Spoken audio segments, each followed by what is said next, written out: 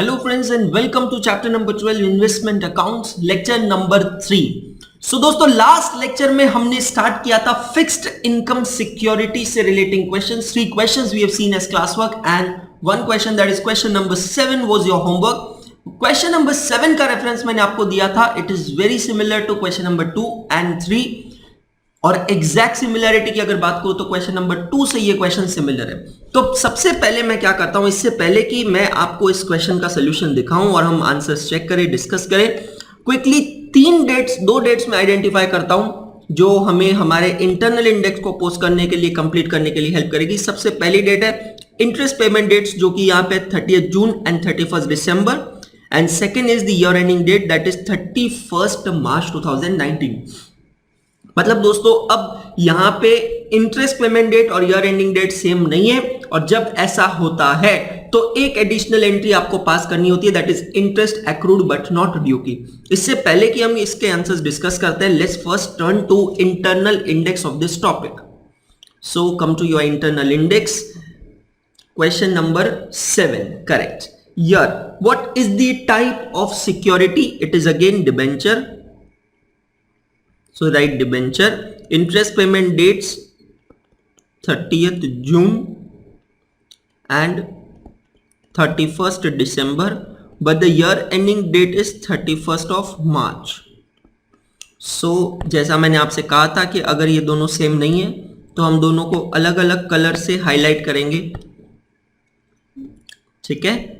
Then what is the method used over here for valuation? That is FIFO method।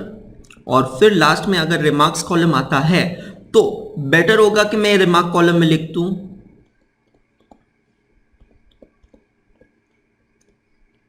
Similar to question number 2।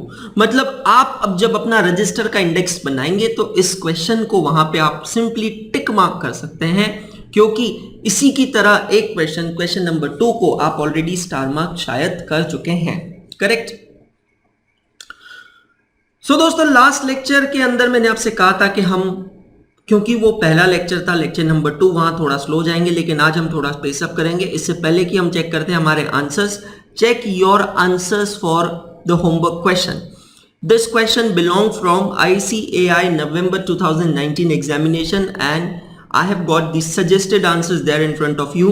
Institute के solutions में उन्होंने interest accrued but not due को अलग से नहीं दिखाया है, उन्होंने ओपनिंग बैलेंस के ही साथ उसे इंटरेस्ट कॉलम में अलग से दिखाया। सो चेक कीजिएगा आपका amount opening interest accrued but not due is it 31250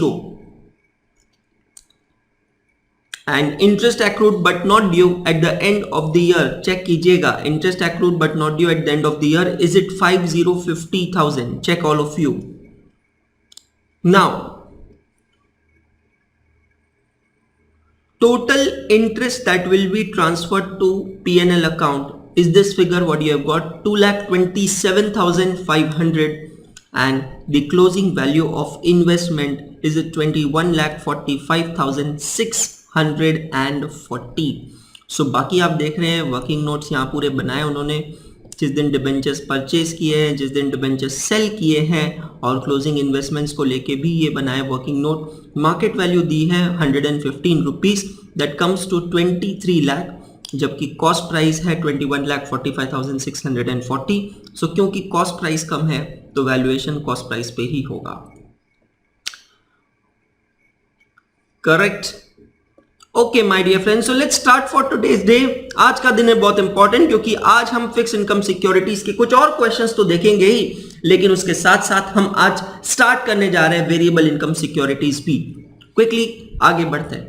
so now we have to see question number 4 and question number 5, 2 more questions on fixed income securities।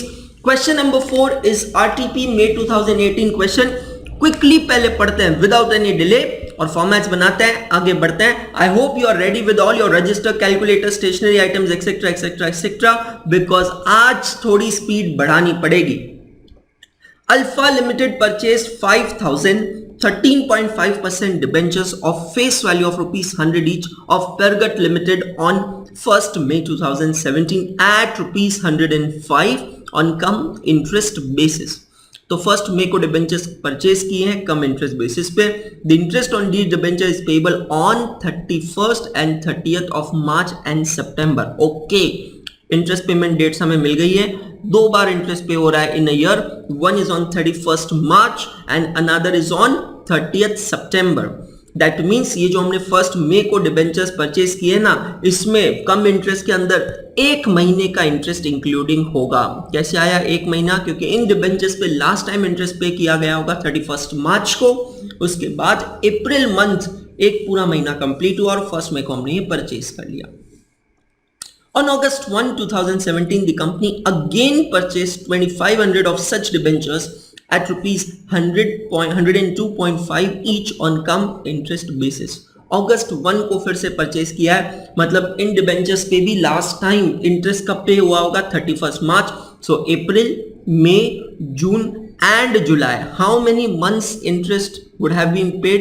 4 months of interest would have been paid on these debentures as well. On October 1st, 2017, the company sold 2,000 debentures at rupees 103 each.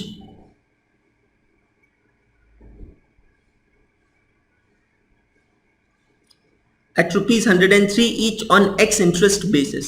The market value of these debentures as at the close of the year was 106. Okay, 2 purchase transaction हुआ, उसके बाद ये एक sale transaction का detail है कि 1 अक्टूबर को company ने डिबेंचर्स बेचे हैं एक्स इंटरेस्ट। अब 1 अक्टूबर ये डेट में कोई प्रॉब्लम नहीं है, क्योंकि इससे immediately previous date that is 30th September को ही कंपनी ने इंटरेस्ट पे किया है, तो यहां पे इंटरेस्ट कोई सवाल ही नहीं अराइज होता है। The market value of the debentures as at the close of the year was 106। ये हमें काम आएगा when we do valuation at the end of the year.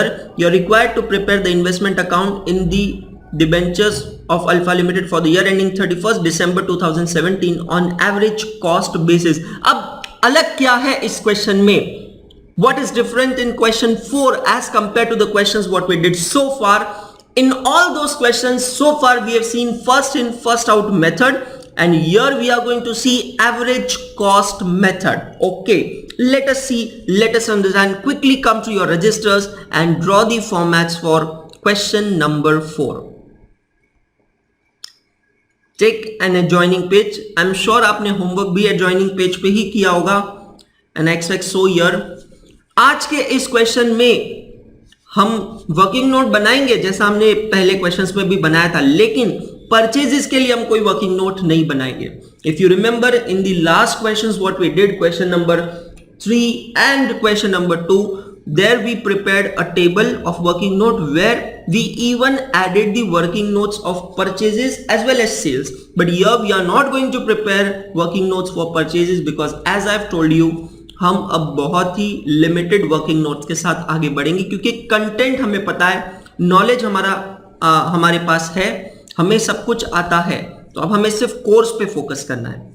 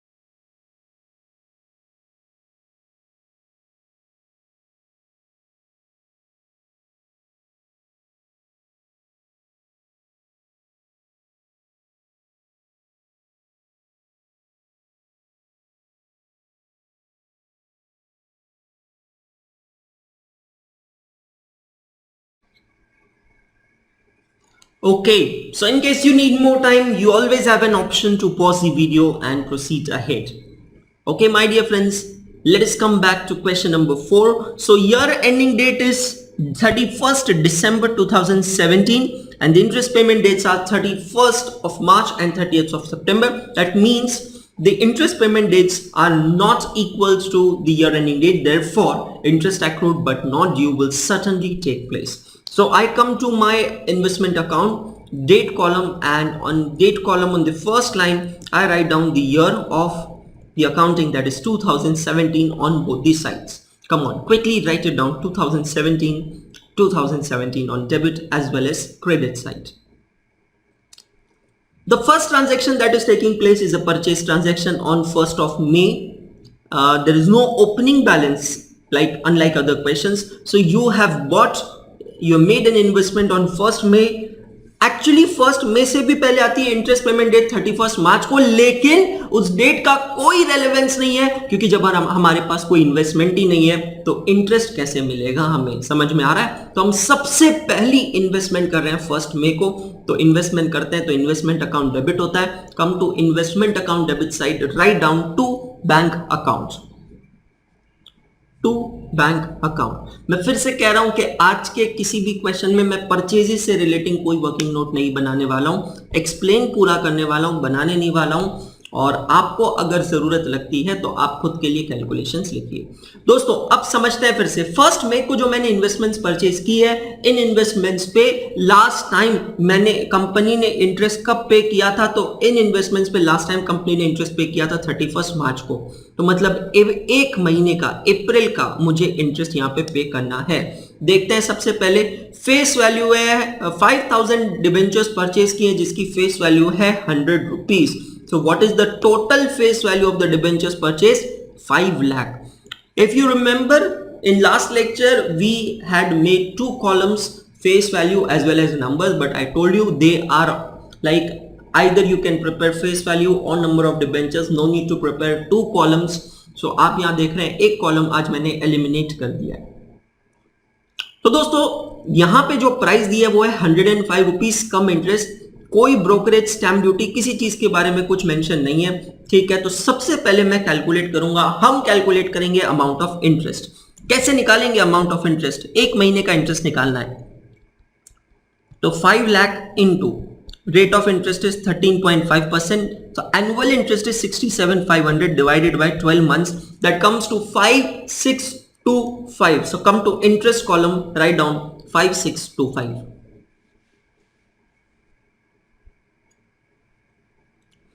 क्या सिखाया था मैंने आपको लास्ट लेक्चर में कि ये जो अमाउंट का कॉलम होता है इन्वेस्टमेंट अकाउंट में, this is always considered as which column?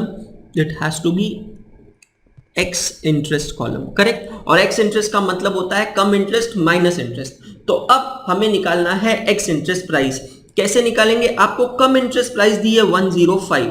Come on with me, take on calculator. Number of debentures 5000 into ex interest price 105, check कर लीजिए, इज इट 105? हाँ, यस। ये तो हुआ आपका टोटल कम इंटरेस्ट कंसिडरेशन, और इसमें से मैं माइनस करता हूं अब इंटरेस्ट का अमाउंट 5625, तो मुझे मिलेगा एक्स इंटरेस्ट प्राइस 519375, 519375, चेक कीजिए 519375. So this is how we can very well omit our working notes for purchases, correct? So first May को ये परचेज किया आपने, interest on these is payable on these dates, okay. उसके बाद 1 अगस्त को company ने फिर से 2500 डिबेंचर्स परचेज किए हैं। आते हैं फिर से हमारे इन्वेस्टमेंट अकाउंट में। 1 मई के बाद फिर से नेक्स्ट ट्रांजेक्शन डेट आएगी 1 अगस्त, to bank account 2500 debentures into 100 rupees face value, that comes to 2,50,000 rupees total face value. अब फिर से ये जो डिबेंचर्स हमने अगस्त 1 को परचेज किए हैं, इन डिबेंचर्स पे भी लास्ट टाइम इंस्टॉलमेंट इंटरेस्ट कब पे किया गया था? 31st मार्च को। सो अब हमें जो सेलर है उसको कितने मंथ्स का इंटरेस्ट देना है? We have to pay him interest for the month of April, May, June and July. So we will calculate interest for 4 months. So 2,50,000 multiplied by 13.5%. That is my annual interest. Divided by 12 months, ये है एक महीने का interest, और अब मैं इसको multiply करता हूं 4 मंथ से, तो ये मुझे मिलेगा total interest for 4 months 11,250 rupees. So come to interest column, write down 11,250 rupees. Now question में क्या दिया है कि ये जो डिबेंचर्स हमने खरीदे हैं इसकी कम इंटरेस्ट प्राइस है 102.5. तो मैं टोटल कम इंटरेस्ट कंसिडरेशन निकालता हूं 2,500 डिबेंचर्स into 102.5.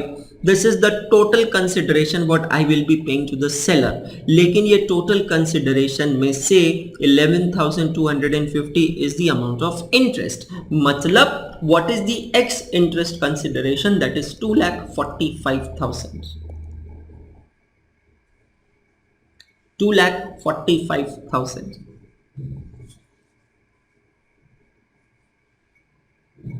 सो फर्स्ट मई को पहला परचेजेस हुआ, 1 अगस्त को सेकेंड परचेजेस हमने किया, उसके बाद नेक्स्ट ट्रांजैक्शन डेट क्वेश्चन में दिए 1 अक्टूबर को हमने सेल किया है, लेकिन उससे पहले आएगा 30 सितंबर, और 30 सितंबर को हमें इंटरेस्ट मिलेगा. So bank account debit to interest account credit, this is the journal entry. Investment account में इंटरेस्ट कॉलम जो होता है that is nothing but your interest account. So coming to the credit side of this account, September 30 by bank account, by bank account. Now what is the face value, total face value of the investments held by us as on this date? 30 सितंबर को हमारे पास जो भी total debentures हैं उसकी face value आप देख सकते हैं, डेबिट में आपको दिख रही है 7,50,000. तो 7,50,000 पे हमें 6 मंथ्स का इंटरेस्ट मिलेगा. 7,50,000 into 13.5% divided by 12 multiplied by 6, that comes to 50625. Mind boggling figure, बहुत इंटरेस्ट मिल रहा है 50,625 रुपीज का. 50625.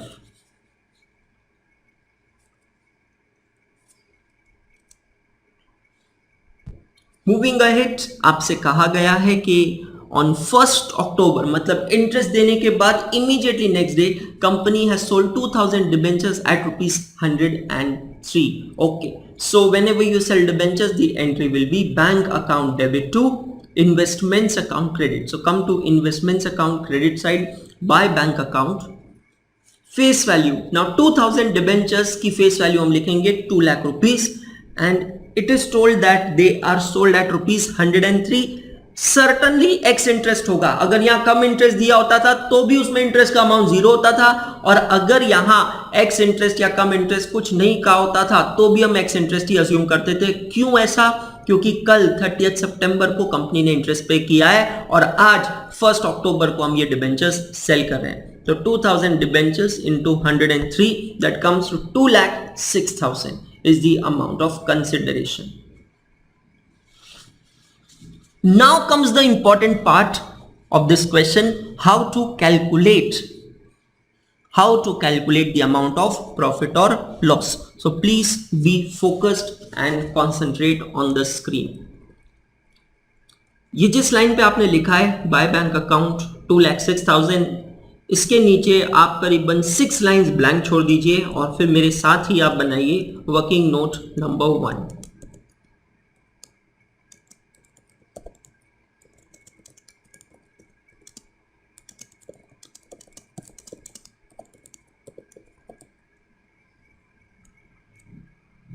कैलकुलेशन ऑफ प्रॉफिट और loss on sale of debentures, ये हम बना रहे हैं working note number 1.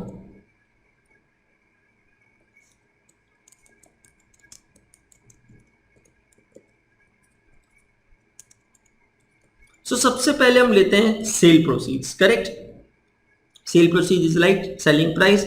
So we have sold 2,000 debentures for ₹2,06,000. Correct. अब इसमें से हमें क्या माइनस करना है? इसमें से हमें माइनस करना है cost of debentures sold. Correct, लेकिन ये कॉस्ट निकालना है हमें कौन सी मेथड से? एवरेज कॉस्ट मेथड से. एवरेज कॉस्ट मेथड का मतलब क्या?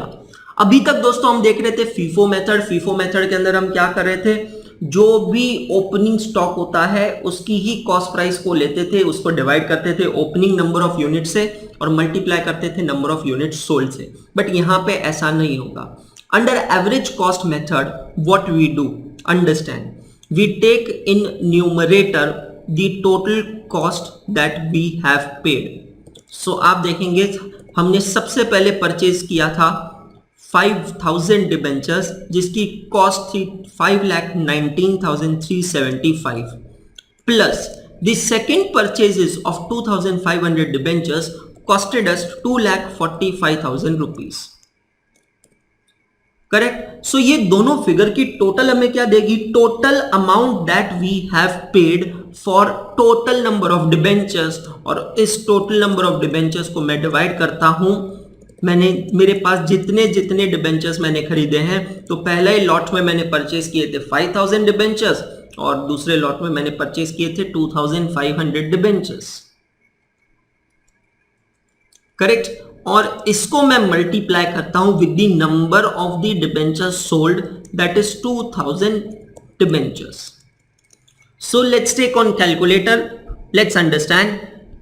मैंने पहला लॉट, फिर से समझिएगा, पहला लॉट मैंने परचेज किया था जिसकी टोटल कॉस्ट थी 5,19,375. Okay. And the second lot what I purchase costed me total 2,45,000. That means मैंने टोटल कितना पेमेंट किया है, 7,64,375. और अब इतना पेमेंट करने के बाद मेरे पास कितने डिबेंचर्स हैं, तो डिनोमिनेटर में आप देखोगे तो आपको दिखेगा मेरे पास है टोटल 7,500 डिबेंचर्स. मतलब on an average each debenture costed me 101.916666 rupees. समझ में आ रहा है, ये है एवरेज कॉस्ट एक डिबेंचर की. और मैं इसको मल्टीप्लाई करता हूं with the number of debentures sold, that is 2,000 debentures, तो मुझे मिलेगी total cost of the debenture sold that comes to 2,03,833.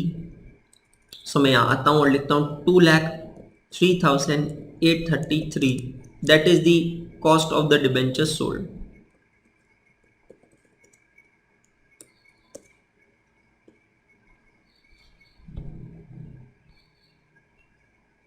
okay.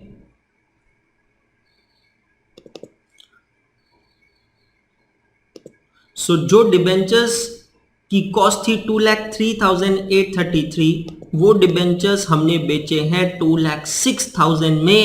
इसका मतलब क्या है, there is profit on sale of debentures. कितना प्रॉफिट हुआ है, 2,167 का प्रॉफिट हुआ है. इन्वेस्टमेंट्स पे जब प्रॉफिट होता है that profit goes to P&L account. So investment account debit to P&L account credit 2,167.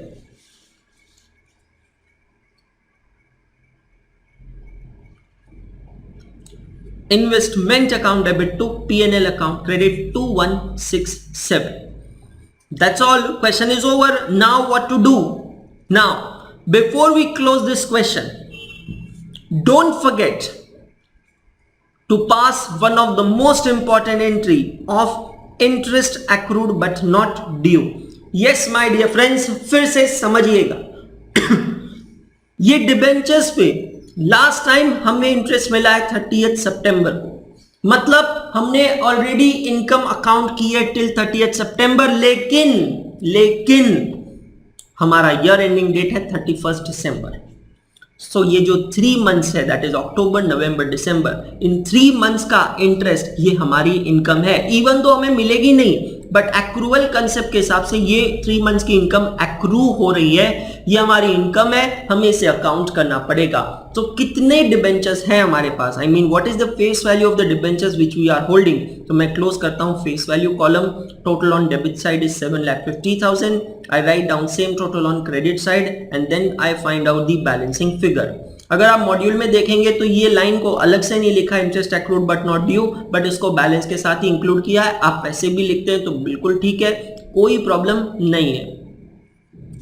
So 5,50,000 is the closing face value of the investments that we are holding on 31st December. So ये 5,50,000 पे 13.5% के हिसाब से हम 3 months का interest calculate करेंगे. So that interest amount will come to 18,563. And once we get this amount, now we will take total of credit side of investment account. We write down on debit side, and balancing figure is the net interest that we will be transferring to P&L account. So net interest जो हमने earn किया है during the year that is 52,313, जिसे हम transfer करेंगे हमारे P&L account के credit में एज एन इनडायरेक्ट इनकम.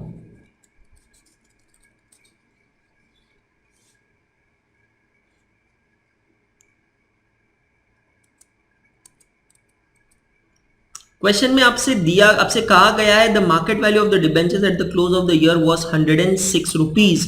तो हमें वर्किंग नोट नंबर 2 बनाना होगा. छोटा ही वर्किंग नोट होगा, यहीं पे बन जाएगा. Let's prepare working note number 2.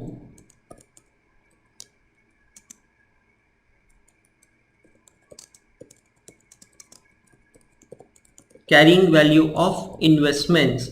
So investments are always carried at lower of.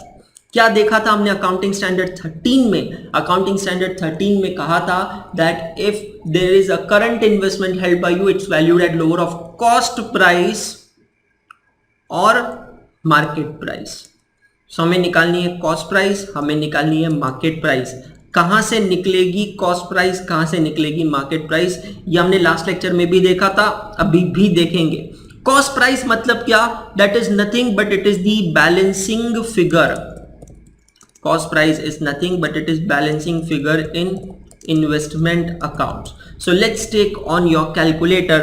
Debit side 519,375 plus 2,45,000 plus 2,167. This is the total on debit side minus the only amount on credit side is 2,06,000. So that comes to 560,542. 560,542. सो ये है मेरी cost price that is the closing value of investment. और market price आपसे कहा है every debenture market price at the end of the year is 106. So number of debentures हमारे पास कितने हैं? 5,500. सो मैं यहाँ पे क्या करता हूँ, ब्रैकेट में लेता हूँ 5,500 debentures multiplied by rupees 106 per debenture. So that will give me total market price. So 5,500 multiplied by 106, that comes to 5,83,000. Okay. तो दोनों में से कम क्या है? सर्टनली यहां पे दिख रहा है कॉस्ट प्राइस कम है, तो हम उसे कन्वेंशनली क्लोज कर सकते हैं क्वेश्चन को. Will take total on debit side, write down on credit side and find out the balancing figure. Reference already दिया है वहां पे working note number 2. Quickly complete the question.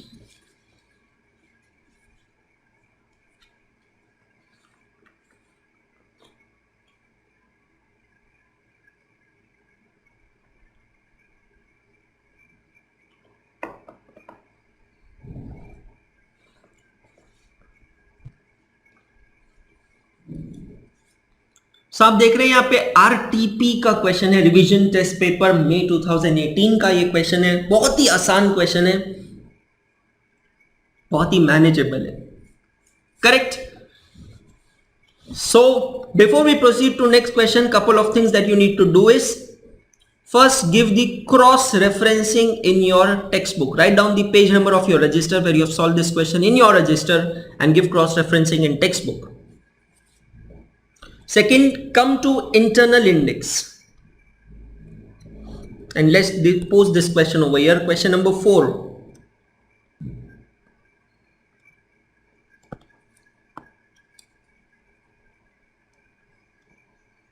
Debenture interest payment dates.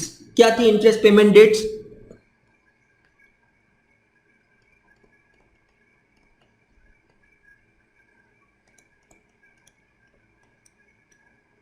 March 31 and 30 सितंबर. और year ending date थी यहां पे calendar year 31 दिसंबर.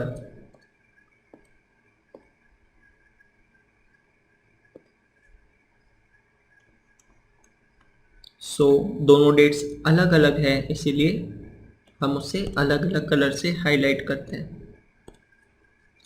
Valuation principal यहां पे बहुत अलग है.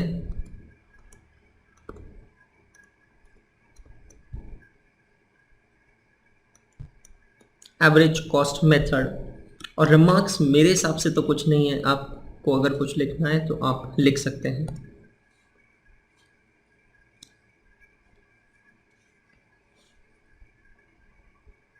Nothing special I found over here.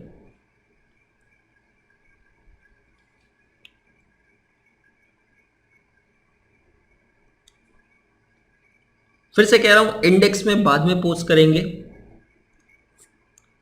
But अभी तक मेरे हिसाब से E1 E7 ये दो मैंने आपसे कहा था, इसे टिक मार्क कीजिए। E2 E3 आपसे कहा था मैंने, स्टार मार्क कीजिए। 4 और 5 के बारे में बाद में डिसाइड करेंगे जब हम इसे सॉल्व कर लेंगे, फिफ्थ नंबर को भी हम सॉल्व कर लेंगे। करेक्ट। सो क्विकली आइए आपके रजिस्टर में और फिर से बनाइए फॉर्मेट फॉर क्वेश्चन नंबर 5। अब यहाँ क्वेश्चन नंबर 5 में आप जैसे कि स्क्रीन पे देख सकते हैं, आपको फॉर्मेट कुछ इस तरीके से बनाना है। जो रेगुलर फॉर्मेट हम डिबेंचर्स का बनाते हैं वो तो बनाना ही है, लेकिन उसके साथ नीचे हार्डली 4 लाइंस के लिए एक और फॉर्मेट बनाना है जो आपके सामने स्क्रीन पे विजिबल है। 5 minutes, quickly prepare the formats.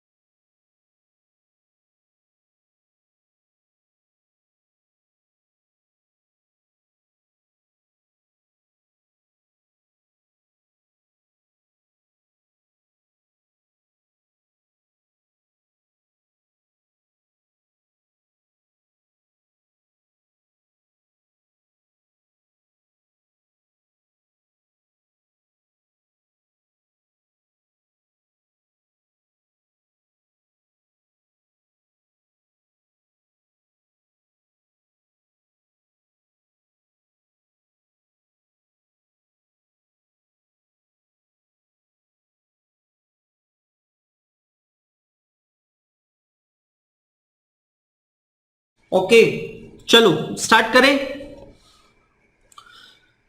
So question number 4 के बाद फिक्स्ड इनकम सिक्योरिटी का क्वेश्चन नंबर 5, लास्ट क्वेश्चन जो हम क्लास में देख रहे हैं, question number 6, last question of fixed income security will be your homework question today, one of the homework question rather. Okay, so question number 5, I hope आपके पास, क्योंकि formats ready है, तो you are very well in position to write down page number of your register where you are going to solve this question.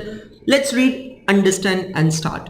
A Limited purchased on April 1, 2018 8% convertible debentures in C Limited of face value of rupees 2 lakh at rupees 108. Okay. Total face value दी आपको, per unit face value नहीं दी है, लेकिन जिस price पे purchase किया है आपने 108, उसको देख के क्लियरली समझ में आ रहा है कि यहाँ पे फेस वैल्यू 100 रुपीज होगी।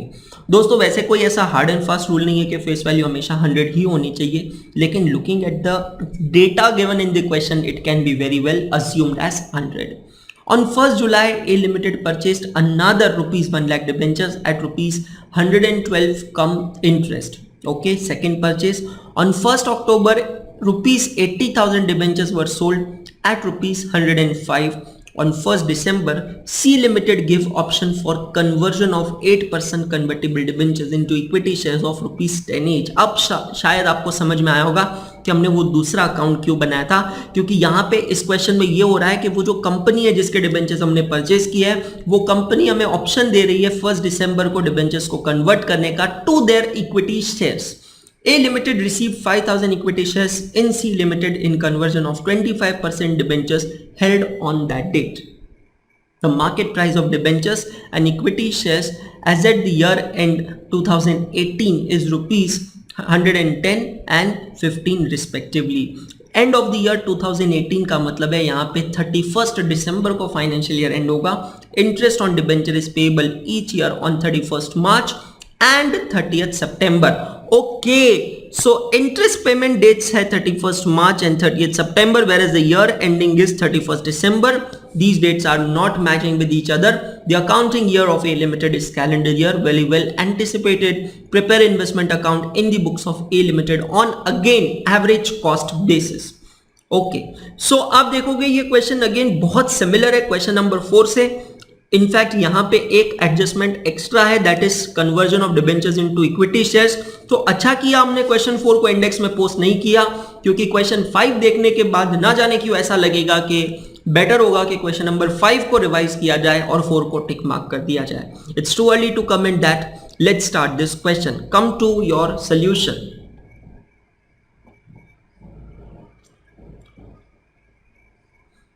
तो क्योंकि यहाँ पे फाइनेंशियल ईयर है, अकाउंटिंग ईयर, तो मैं डेट कॉलम में आके दोनों साइड में लिख सकता हूं 2018 2018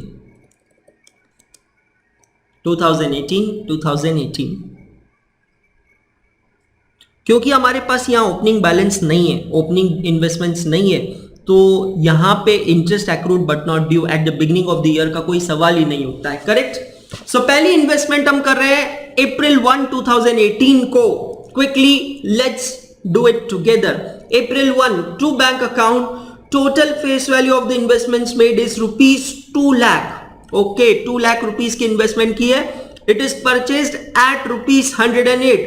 But सवाल यहाँ पे क्या है? सवाल यहाँ पे ये है सर, ये रुपीस 2 लाख फेस वैल्यू के एट रुपीस 108 दिया है, बट सर यहाँ पे दिया नहीं है कि ये जो प्राइस है ये एक्स है या ये जो प्राइस है ये कम है। क्या करेंगे अब दोस्तों? 108 रुपीस की जो वैल्यू दी है आपको, इसके आगे कुछ दिया नहीं है कि ये प्राइस एक्स है या कम है। मैंने आपसे क्या कहा है कि अगर इंटरेस्ट पेमेंट डेट के अगले ही दिन कोई ट्रांजैक्शन होता है ना, तो वो ट्रांजैक्शन हमेशा किस प्राइस पे होगा? एक्स प्राइस पे होगा। कम का सवाल ही नहीं उठता है। आप यहां देख सकते हो कि आपने ये डिबेंचर्स पे लास्ट टाइम इंटरेस्ट मिला था 31 मार्च को, और आज अगले ही दिन immediate next day you are purchasing these debentures. That means certainly it is which type of debenture? X interest debenture. So rupees 2 lakh is the total face value. Divided by 100 rupees, you will get the number of debentures. So 2 lakh divided by 100, that will give you 2000 debentures into rupees 108. Okay. 2000 into 108, that comes to 2,16,000 rupees amount, 2,16,000 rupees.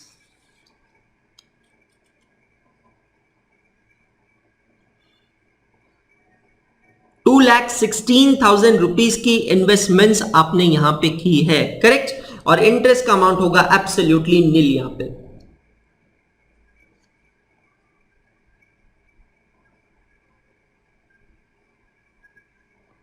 इसके बाद आपने वापस purchases किए हैं, limited purchase another rupees 1 lakh debentures at 112 cum interest, 1 जुलाई की ये बात है। तो फिर से आते हैं डेबिट साइड में, जुलाई 1 to bank account, face value of the debentures purchase 1 lakh. Now ये जो डिबेंचर्स है इस पे लास्ट टाइम इंटरेस्ट पे हुआ था 31 मार्च को, मतलब हमें इंटरेस्ट देना है कितने मंथ्स का, अप्रैल, मई एंड जून, 3 मंथ्स का इंटरेस्ट हम पे करेंगे।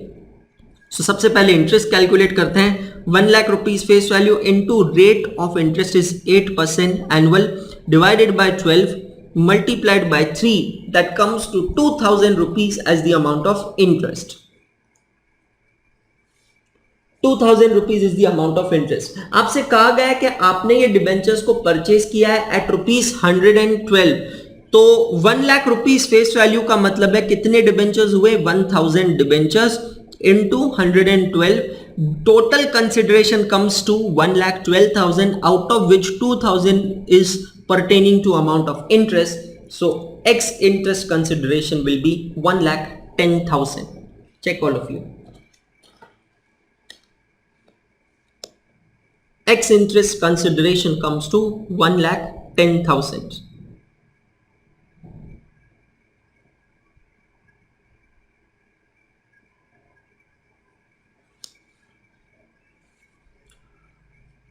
Okay, on 1st October 2018, rupees 80,000 debentures were sold at rupees 105.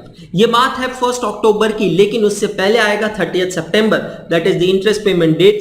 So coming to credit side by bank account, आप face value column में देख सकते हो, today we are having debentures of face value of rupees 3 lakh. So we will provide for interest on 3 lakh at the rate of 8% for 6 months.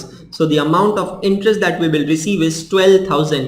और ये interest receive करने के immediately बाद अगले ही दिन हम यहाँ पे डिबेंचर्स सेल कर रहे हैं, वो डिबेंचर्स जिसकी फेस वैल्यू है 80,000।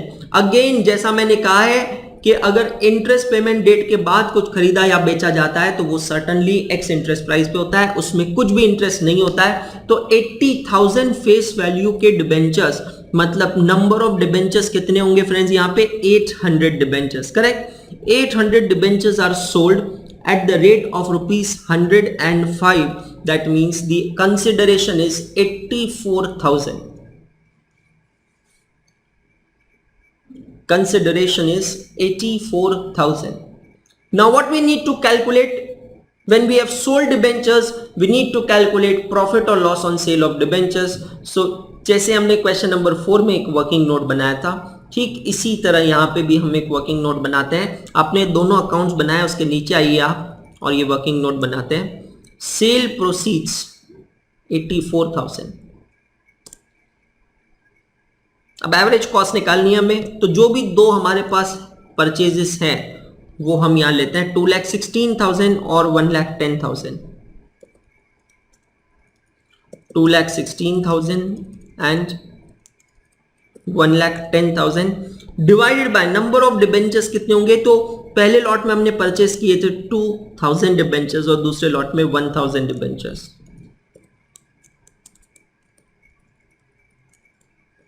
Total 3,000 debentures and number of debentures sold are 800 debentures.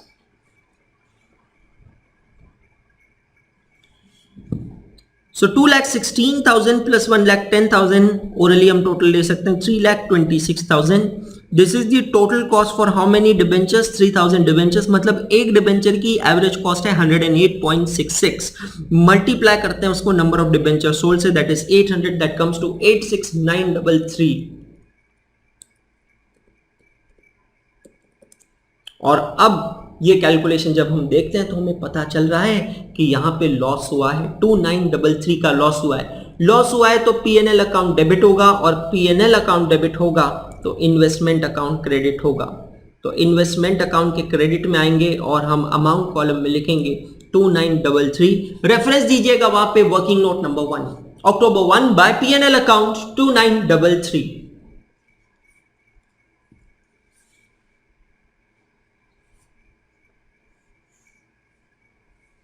2933।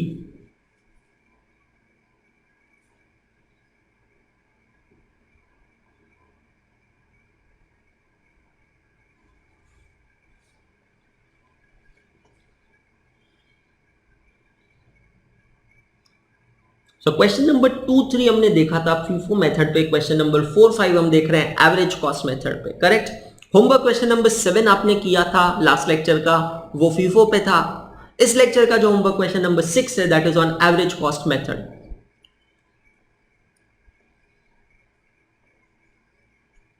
Okay, आते हैं वापस सोल्यूशन में। सो दो परचेजेस हो गए, इंटरेस्ट मिल गया, एक ट्रांजैक्शन में हमने यूनिट सेल कर दिए। इसके बाद क्या हो रहा है, अब है important transaction. On 1 December 2018 C limited given option for conversion of 8% convertible debentures into equity share of ₹10 each. Understand, ये वर्ड को इंटरप्रेट करना जरूरी है। ऑफ का मतलब मैंने आपसे क्या कहा है, it is always face value. So आपको कंपनी ऑप्शन दे रही है कि आप चाहो तो आपके डिबेंचर्स को इक्विटी शेयर्स में कन्वर्ट कर सकते हो। आपकी जितनी करंट कैरिंग वैल्यू है उस कैरिंग वैल्यू पे कन्वर्ट हो जाएगा, लेकिन इक्विटी शेयर की फेस वैल्यू 10 रुपीज होगी। ए लिमिटेड मतलब हमारी इन्वेस्टर की बात की जा रही है। We have receive 5000 equity shares in C Limited in conversion of, very important, 25% debentures held as on that date। सबसे पहले हमें क्या देखना है कि आज के दिन मतलब 1 दिसंबर को हमारे पास टोटल नंबर ऑफ डिबेंचर्स कितने हैं, और वो डिबेंचर्स के 25% डिबेंचर्स को हम कन्वर्ट कर रहे हैं। तो अगर आप यहां चेक करेंगे तो 2000 प्लस 1000 3000 डिबेंचर्स थे, उसमें से कितने डिबेंचर्स यहां पे माइनस हो गए, we have sold 800 debentures. Okay, तो हमें यहां पे करना पड़ेगा calculation. We need to calculate cost of the debentures which are converted to equity share. So come with me and prepare working note number 2।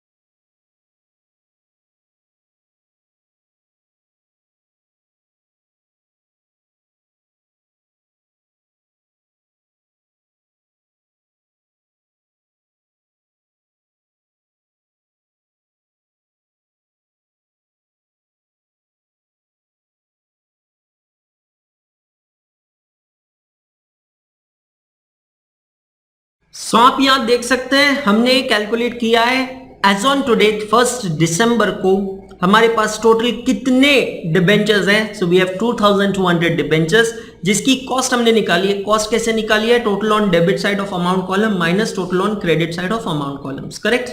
और फिर हमने निकाली है कॉस्ट ऑफ 25% डिबेंचर, और ये 25% डिबेंचर्स में नंबर ऑफ डिबेंचर्स कितने होंगे? तो 2200 डिबेंचर्स का 25%, 2200 divided by 4, 25% means divided by 4, that means that is 550 debentures। इसका मतलब क्या है दोस्तों? So cost of 25% debentures that's converted to equity share is 59767 and the number of debentures that will be converted is 550 debentures। दोस्तों एक चीज यहां पे और ध्यान रखना पड़ेगा कि जिस दिन डिबेंचर्स इक्विटी शेयर्स में कन्वर्ट हो रहे हैं दैट इज 1 दिसंबर को, और जितने डिबेंचर्स कन्वर्ट हो रहे हैं ना 550 डिबेंचर्स, इससे पहले कि हम कन्वर्जन करें सबसे पहले हमें उन पे इंटरेस्ट रिसीव करना होगा। ये बहुत इंपॉर्टेंट है, इट्स लाइक हिडन एडजस्टमेंट। फिर से समझिएगा, इंटरेस्ट पेमेंट डेट है 30 सितंबर 31 मार्च, करेक्ट। ये जितने भी डिबेंचर्स हमारे पास है इस पे लास्ट टाइम हमें इंटरेस्ट कब मिला है? 30 सितंबर को। आज की डेट क्या है? 1 दिसंबर। आज के दिन मैं ये डिबेंचर्स को शेयर्स में कन्वर्ट करने जा रहा हूं, लेकिन what about the interest for the month of October and November? तो मुझे क्या करना पड़ेगा? सबसे पहले ये 2 महीने का इंटरेस्ट निकालना होगा। कैसे निकालूंगा मैं ये इंटरेस्ट 2 मंथ्स का? सो जो टोटल नंबर ऑफ डिबेंचर्स थे मेरे जिसकी फेस वैल्यू थी 2,20,000, उसका 25% लेता हूं, then 8% rate of interest multiplied by 2/12। इसका दूसरा तरीका भी है जिससे मैं ये कैलकुलेशन कर सकता हूं। 550 डिबेंचर्स कन्वर्ट हो रहे हैं इक्विटी शेयर्स में, ये हमारे पास है, into face value 100 rupees into 8%, that's annual interest divided by 12 multiplied by 2, that comes to 733 rupees। So this is very important. Whenever your debentures are converted into equity shares, you need to first charge or receive the interest up to the date of conversion on the number of debentures converted to equity share। और अब हम क्या करेंगे? अब हम ये debentures को convert करेंगे equity shares में। जब हम debentures बेचते हैं तो हमें उसके बदले कैश मिलता है। अब हम यहाँ बेच नहीं रहे, हम उसे convert कर रहे हैं। So what are we getting in consideration? We are getting equity shares of C Limited। So we are converting debentures having face value of 55,000 rupees at the cost of 59767। So इसकी entry होगी equity shares of C limited. एक नया investment हमारा create हो गया है, equity shares of C limited 59767।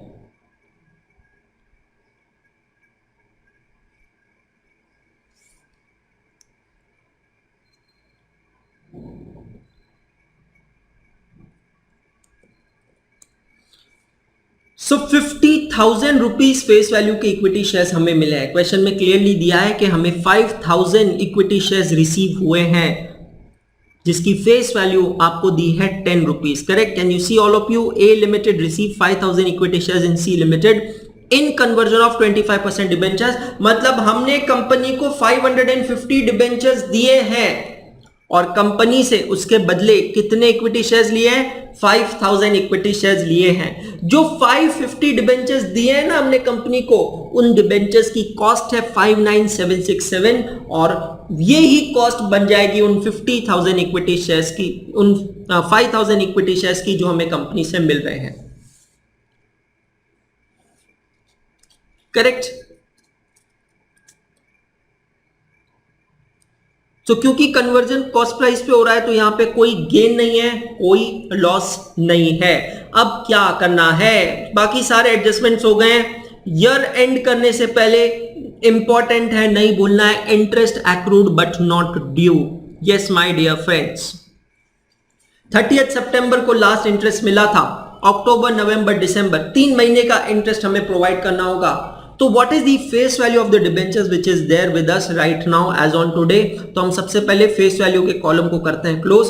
Debit side की total है 3 lakh rupees, we write down on credit side and then we find out what is the balance that comes to 1,65,000 rupees. So as on 31st December we have debentures having face value of 1,65,000 into 8% into 3/12, that gives us the amount of interest accrued but not due.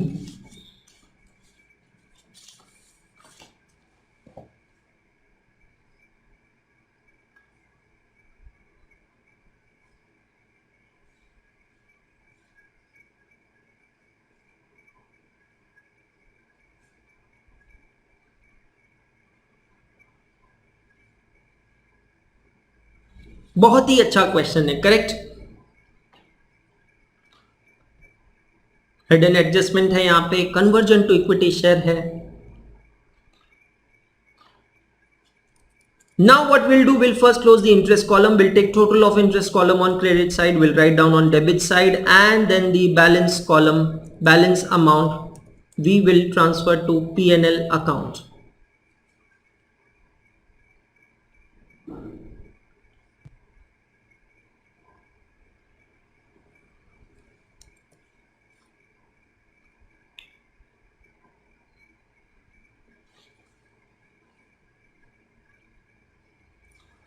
Now the last adjustment is regarding valuation or carrying amount of the closing investments. So हमें question में दिया है कि जो debentures है उसकी closing value है 110 rupees. So quickly check करते हैं, बना लेते हैं, नहीं तो वर्किंग नोट नंबर 3 इजी है, लेट्स डू इट। जगह है तो बना लीजिए, नहीं भी बनाया तो भी ठीक है, that's okay.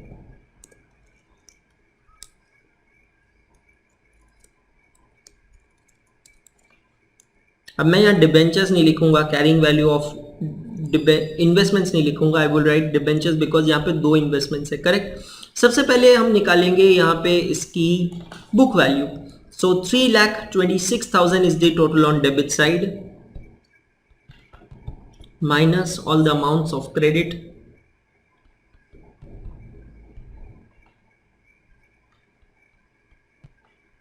that comes to 179,300.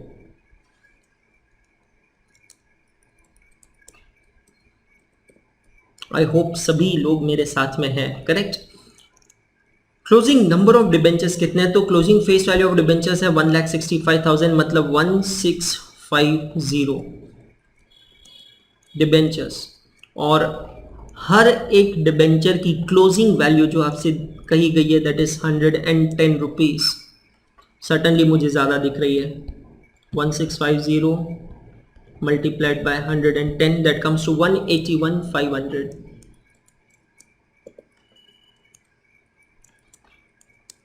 So certainly cost price कम है, तो we will just take the balancing figure in investment account to find out the closing value of investments. 179,300.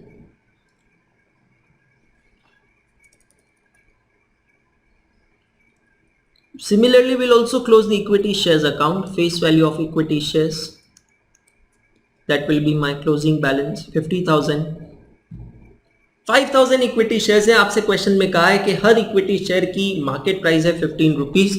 Orally calculation करके देखा जा सकता है। 5,000 equity shares, market price 15 rupees, total market price होती है 75,000, लेकिन अगर आप देखोगे यहाँ तो कॉस्ट प्राइस है 59,767। तो क्योंकि अगेन कॉस्ट प्राइस कम है तो इक्विटी शेयर का वैल्यूएशन भी किस प्राइस पे होगा, कॉस्ट प्राइस पे ही होगा।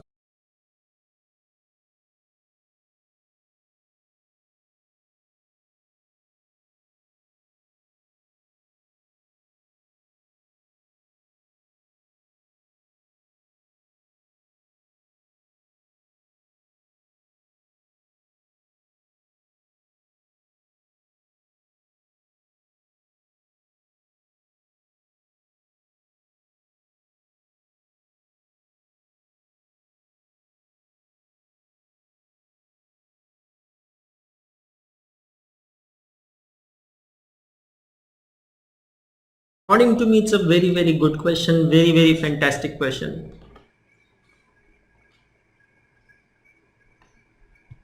Correct? So my dear friends, I hope you have given cross-referencing in your textbook, written page number of your register where you have solved this question. Come to your internal index. Come to your internal index. Question number 5. The security dealt over here is debentures. Interest payment date is 30th September and 31st March, but the year ending date is 31st December. That means we will highlight them using different colors. ये छोटी छोटी चीजें होती है but बहुत help करती है हमें एग्जाम से पहले। Method is average cost method, लेकिन रिमार्क्स में हम जरूर लिखेंगे कन्वर्जन टू इक्विटी शेयर्स। सो दोस्तों अब अगर आप मुझसे पूछते हैं तो मेरे हिसाब से क्वेश्चन नंबर 4 को टिक मार्क किया जा सकता है, और 5 नंबर जो है बहुत ही अच्छा क्वेश्चन है, deserves multiple stars. Question number 6 जो कि आज का आपका होमवर्क क्वेश्चन है फिक्स इनकम सिक्योरिटीज का, उसके बारे में मैं आपको बताना चाहूंगा। आप लिख सकते हैं मेरे साथ रादर यहाँ पे, it's based on debentures, the interest payment dates are same, 30th September and what happened, 31st March। Year ending date यहां पे भी है 31st December। Method of valuation is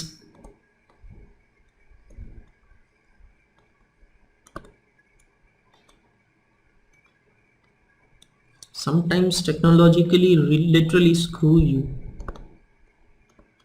average cost. और रिमार्क कॉलम में मैं एक ही चीज कहना चाहूंगा, it is similar to question number 5।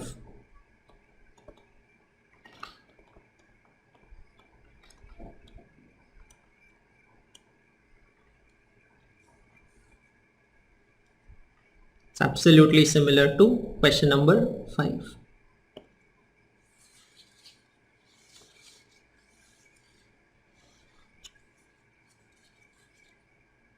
Highlights किए जा सकते हैं यहाँ पे इसी तरीके से इसे। जहां जहां पे भी 2 कलर के हाइलाइट्स हैं वो सारे वो क्वेश्चंस हैं जहां पे interest accrued but not due का एडजस्टमेंट होगा। In question number 3 both the dates are highlighted with the same colour, मतलब वहां पे एक ही एडजस्टमेंट होगा। करेक्ट? ओके सो दोस्तों यहां पे क्वेश्चन नंबर 7 के साथ हम कंप्लीट कर रहे हैं हमारे इस चैप्टर का पहला सेगमेंट, फिक्स्ड इनकम सिक्योरिटीज का सेगमेंट। और अब हम आगे बढ़ रहे हैं with another segment that is variable income security segment. What do you mean by variable income security? When the amount is invested in such securities where we are not sure whether we will receive any income like dividend or anything, or we will not receive। अगर हमें पता है कि हमारा rate of dividend fixed है और मिलने ही वाला है, इन डेट्स पे मिलने वाला है, तो वो तो फिक्स इनकम सिक्योरिटी बन जाती है। Correct? We can very well calculate how much is interest due, interest accrued but not due। but सवाल ये उठता है कि उन सिक्योरिटीज का क्या, what about those securities जहां पे there is no certainty regarding receipt of any kind of income। so variable income securities का जैसा मैं आपसे कह रहा हूं क्लासिकल एग्जाम्पल होता है equity shares, because equity share holders को नहीं पता कि उन्हें इनकम होगी या नहीं होगी, whether they will receive dividend or they will not receive dividend। so my dear friends, let us start with this particular segment। lot of questions to be done in this particular segment। in some books there may be some misprinting in the tagline of the question, so whatever you are looking on the screen, it's absolutely perfect, up to date, correct, rectified, so you can make changes accordingly in the taglines of the questions। question number 8। अब यहां से जो हम questions देखने वाले हैं ना दोस्तों, ये question में हमें adjoining pages की जरूरत नहीं है। आपके सामने आपको दिख रहा है फॉर्मेट क्वेश्चन नंबर 8 का। Take 3-4 minutes and quickly prepare this format on a single page of your register। this ledger account is to be prepared for hardly 6 to 7 lines। come on, quickly do it।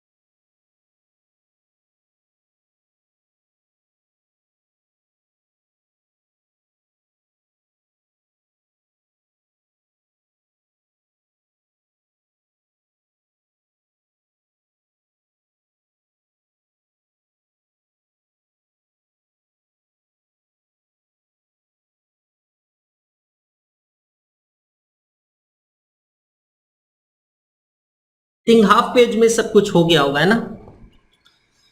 Okay, तो चलो start करते हैं, देखते हैं, समझते हैं। Question number 8 बहुत ही easy है, इस सेगमेंट के भी क्वेश्चंस, कुछ नए एडजस्टमेंट्स हमें देखने मिलेंगे। Question number 8, on 1 April 2019 Mr. Krishnamurthy purchased 1000 equity shares of 100 each in Tata Motors at rupees 120 each from a broker who charged 2% brokerage. So brokerage के एडजस्टमेंट तो हमने अभी तक डिबेंचर्स में भी देखे हैं। तो 120 रुपीज में एक शेयर खरीदा है, 1000 shares into 120 plus 2% brokerage, that can be taken considered very easily. लेकिन ये जो पार्ट है जो अब मैं पढ़ने जा रहा हूं, जिसको मैं यहाँ हाईलाइट कर रहा हूं, इसे आप भी हाईलाइट कीजिएगा। और ये कुछ अलग चीज है, और इसके पास आइएगा और लिखिएगा स्टैंप ड्यूटी। ही इनकर्ड 50 पैसे पर rupees 100 as cost of share transfer stamps. My dear friends, आपने सुना होगा there is something known as intraday trading in stock market. Intraday trading means it's not delivery based trading, it is the mode of trading where you buy the shares when the stock market is open और any time during the day, but before the share market closes आपको वो share बेचना पड़ता है। मतलब आप उसकी trading नहीं लेते हो, आप ओनरशिप ट्रांसफर नहीं करते, उसे कहते हैं इंट्राडे ट्रेडिंग। दूसरा होता है delivery based settlement. Delivery based settlement का मतलब ये होता है कि आप शेयर्स खरीद रहे हो प्रॉपर और आप अपने नाम पे उसे ट्रांसफर करवा रहे हो।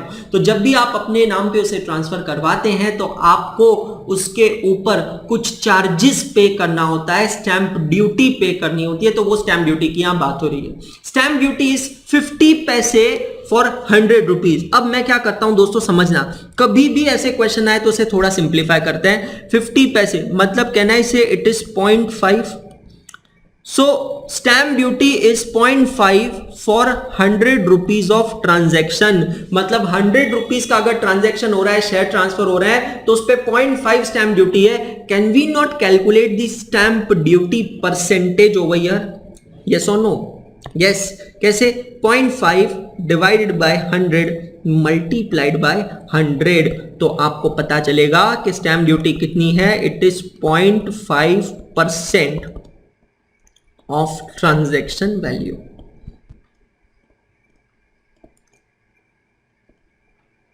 मतलब अगर 100 रुपीज का ट्रांजैक्शन होगा तो 0.50 मतलब 50 पैसे की स्टैंप ड्यूटी लगेगी। तो जो भी ओरिजिनल वैल्यू ऑफ ट्रांजैक्शन होगा उसकी स्टैंप ड्यूटी हम कैलकुलेट कर सकते हैं। अगर हमने ये परसेंटेज निकाल लिया तो stamp duty is 0.5% of the transaction value. तो सबसे पहले हम क्या करते हैं, ये 1 अप्रैल के ट्रांजैक्शन की कॉस्ट निकालते हैं, कैलकुलेट करते हैं। Come to your question, write down year 2019-20 April 1 to bank account.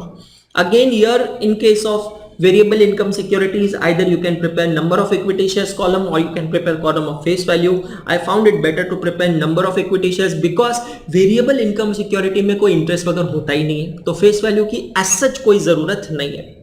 Correct. अब ये 1000 जो इक्विटी शेयर्स हैं इसकी हमें निकालनी है कॉस्ट प्राइस। पहले समझिएगा और फिर पूरा क्वेश्चन होने के बाद ये वर्किंग नोट आप लिखिएगा। करेक्ट। वर्किंग नोट 1-2 के अलावा है। एक्चुअली ये वर्किंग नोट नहीं है, बट आपको एक्सप्लेन करना है, इसीलिए मैं आपको बता रहा हूं।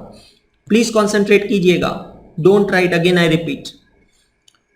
सबसे पहले मैं यहां क्या लेता हूं दोस्तों, इसकी बेसिक कॉस्ट, ध्यान से समझना। करेक्ट।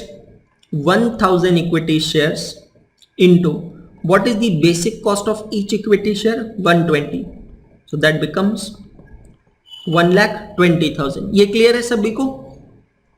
अब इसमें ऐड क्या होगा, ब्रोकरेज। ब्रोकरेज आपको दिया है 2%। 2% किसका होगा? ऑब्वियसली 1,20,000 का होगा।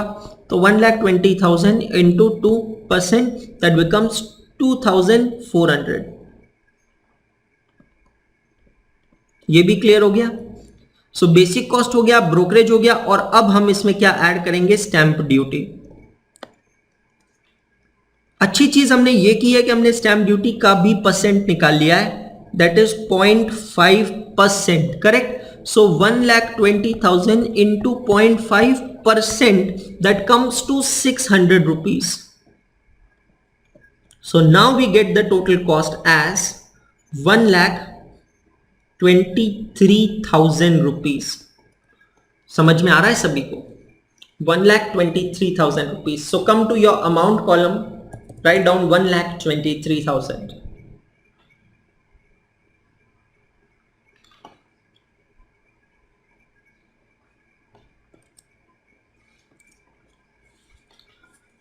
On 31st January 2020, bonus was declared in the ratio of 1:2. Accounting में ये चैप्टर हमने देखा है बोनस शेयर्स. बोनस शेयर्स का मतलब होता है shares issued by the company free of cost. अब हम यहां पे किसके पर्सपेक्टिव से अकाउंटिंग कर रहे हैं? इन्वेस्टर के. इन्वेस्टर मतलब जो पैसा लगाता है. मतलब कंपनी ने अगर शेयर्स फ्री में दिए हैं तो सर्टनली हमें ये शेयर्स फ्री में मिले हैं. My dear friends, variable income security में बहुत ही कुछ एडजस्टमेंट्स हैं which you can count on your finger tips. वो एडजस्टमेंट्स हमने देखना है और उन एडजस्टमेंट में से एक एडजस्टमेंट है बोनस शेयर. तो बोनस शेयर्स का होता क्या है? Bonus share is accounted just in quantity column without any amount. Correct. आपसे कहा है बोनस का रेशियो है 1:2. मतलब जिस दिन बोनस अनाउंस किया था उस दिन मेरे पास 1000 शेयर्स थे. सो मुझे कितने बोनस शेयर्स मिलेंगे? अगर जिसके पास 2 है उसको 1 मिलेगा तो मुझे 500 बोनस शेयर्स मिलेंगे. So come to investment account debit side. January 31 2 bonus issue only in number column 500. amount is dash. amount dash क्यों होगा दोस्तों? क्योंकि ये शेयर्स फ्री ऑफ कॉस्ट मिले हैं. समझ में आ रहा है आपको? ये शेयर्स फ्री ऑफ कॉस्ट मिले. तो आपको पता है ये बोनस शेयर्स मिलने के बाद क्या हो गया? पहले मेरे 1000 शेयर्स की कॉस्ट 1,23,000 थी, लेकिन अब पता है क्या होगा? मेरे 1,00,000 मेरी ये जो टोटल कॉस्ट है 1,23,000, अब ये कॉस्ट सिर्फ 1000 शेयर्स की नहीं होगी. This will become cost of how many shares? 1500 shares. तो बोनस इशू मिलने से मेरा फायदा होता है. फायदा क्या होता है? कि मेरी कॉस्ट कम होती है. करेक्ट. बोनस का एडजस्टमेंट बहुत सिंपल है. Shares receive free of cost. Before and after the record date of bonus shares. Record date ये टर्म भी मैंने आपको एक्सप्लेन किया था. Record date is that date for which the shareholder register is closed temporary so that the company can trace कि किसको कितना dividend या बोनस शेयर्स दिए जाए. तो आपसे कहा है before and after the record date of bonus share the shares were quoted at 175 and 90 पर शेयर. इसका मतलब क्या है? बोनस शेयर से पहले मेरे एक शेयर की मार्केट प्राइस हो रही थी 175 और बोनस शेयर के बाद 90 रुपीज. सर्टनली बोनस से शेयर की प्राइस कम होती है. और कम क्यों होती है? क्योंकि मेरा डिनोमिनेटर जो होता है ना, नंबर ऑफ इक्विटी शेयर्स, वो डिनोमिनेटर बढ़ जाता है without any increase in numerator. On 31st March 2020 mister Krishnamurthy sold the bonus shares to a broker who charge 2% brokerage. So 31st March 2020 कौन सी डेट है? After issue of bonus shares. Mister Krishnamurthy मतलब हम इन्वेस्टर अपने बोनस शेयर्स, कितने bonus shares मिले? 500. इसको बेच रहे हैं. So come to investment account credit side. By bank account 500. Number of shares sold 500. अब सवाल ये उठता है कि ये शेयर कितने में बेचे होंगे. तो ये कोई सवाल नहीं है, इसका जवाब यहां क्लियरली दिया है. After bonus the shares were quoted at ₹90. Correct. मतलब ये जो 500 शेयर्स बेचे हैं ये कितने में बेचे होंगे? 90 रुपीज में. और 2% ब्रोकरेज चार्ज होगा. तो 500 इंटू 90 माइनस 2%. करेक्ट. क्योंकि सेल करते समय ब्रोकरेज डिडक्ट होगा. 500 into 90 that becomes 45,000 minus 2% that becomes 900. So that is 44,100 rupees is the net sale proceeds. अब ये जो 500 बोनस शेयर्स हमने बेचे हैं, हमें अब निकालना है इसका प्रॉफिट या लॉस. पर सर यहां तो मेथड दिया ही नहीं है, फीफो भी नहीं दिया है, एवरेज कॉस्ट भी नहीं दिया है. दोस्तों एक चीज ध्यान रखिएगा, इक्विटी शेयर्स के केस में हमेशा एवरेज कॉस्ट मेथड यूज होता है. तो नेट सेल प्रोसीड्स 44,100 एंड हम उसके निकालते हैं एवरेज कॉस्ट. एवरेज कॉस्ट कैसे निकालेंगे? सो जो टोटल कॉस्ट है हमारी, you can see on the debit side 1,23,000, that will B divided with the total number of units, total number of shares, that is 1500, and you multiply with 500 shares, that is the number of shares sold. So you get average cost as 41,000 and therefore the profit or loss is 3,100 rupees. So ये जो profit हो रहा है आपको, ये profit आएगा investment account के debit में.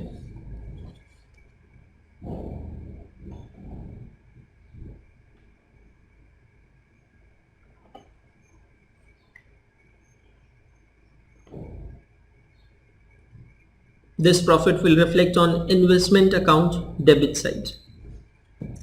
Correct.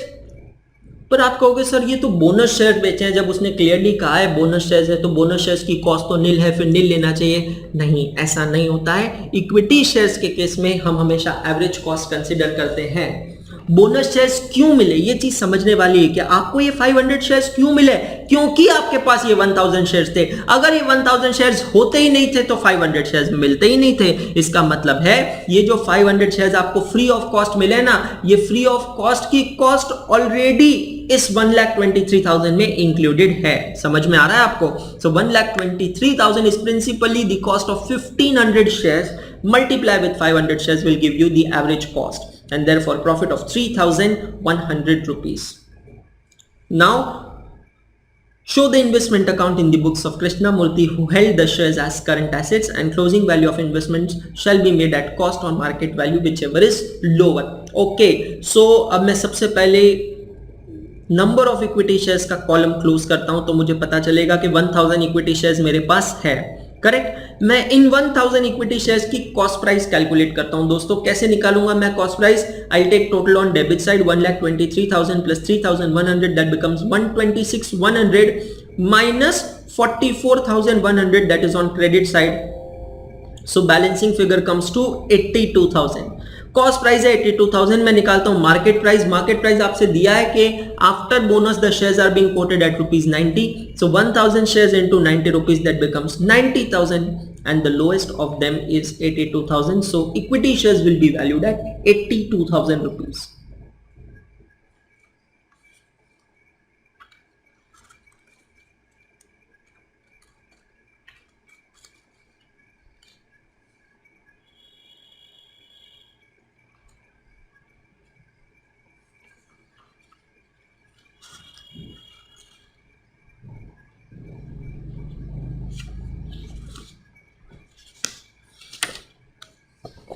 चलो आगे बढ़ते हैं। So turn to your textbook, write down the page number of your register where you solve this question, question number 8, and let's come to the internal index of this topic. Question number 8, the security dealt over here is equity shares.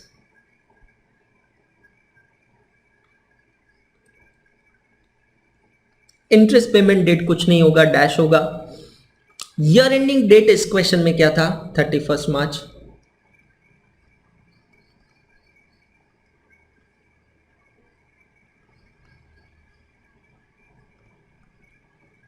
Valuation principal जैसा मैंने कहा equity shares के case में हमेशा valuation होता है किस price पे? एवरेज कॉस्ट पे।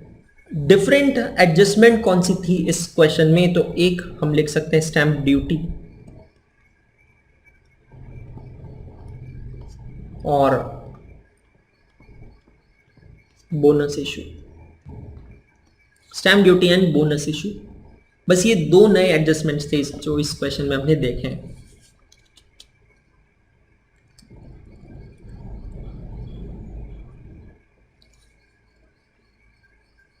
Correct. Let's move ahead and format is there in front of you. Quickly draw the formats all of you. Question number 10. Exactly like question number 8 what we did.